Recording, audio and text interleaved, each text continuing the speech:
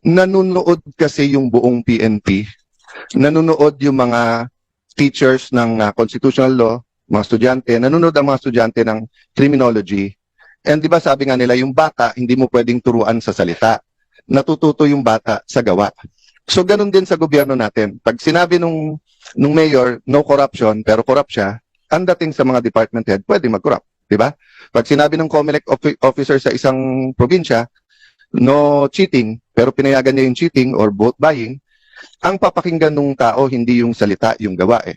So kung mali yung pagka-aresto, nangangamba ako na especially sa lugar na walang internet, walang cellphone, baka ito yung masunod eh. Humihingi sila ng counsel nila or doktor, tapos hindi pagbibigyan. No? And then the last point doon, ma'am, is that bakit kapag ka lower rank, meron pong isang vlogger, di ba, na PNP, na nagsorry na kaya parang okay, pero hinuli, tapos kakasuhan.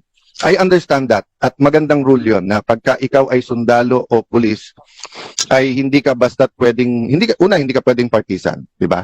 Pangalawa, kailangan bantayan mo sinasabi mo. But I'll give you two examples, ma'am. Bakit po si General Torre, kung ano-ano sinasabi sa kung ano-anong interview, hindi naman napapagalitan. So ang dating po sa lower rank, bawal partisan kung kalaban. Kung kakampi yung sinabi mo, pwede. I'll go to a non-partisan issue. And I respect this person very much. I think he's one of the best chief of staff, personal friend, etc. Kaya lang, as a former secretary of the DFA, I have to mention this, no? When the AFP chief of staff said, prepare, kasi madadamay tayo kapag ka-invade yung Taiwan, tayo po ay may one China policy. Ano po ang magiging reaction natin nung sa Marawi siege kung sinabi ng China, prepare kasi pag sinugod nila yung Marawi o kapag nilabanan nila yung secession sa Mindanao, mai-involve tayo. Magre-react din yung foreign affairs natin, hindi ba? Kasi nga may one China policy tayo. Don't get me wrong, ha?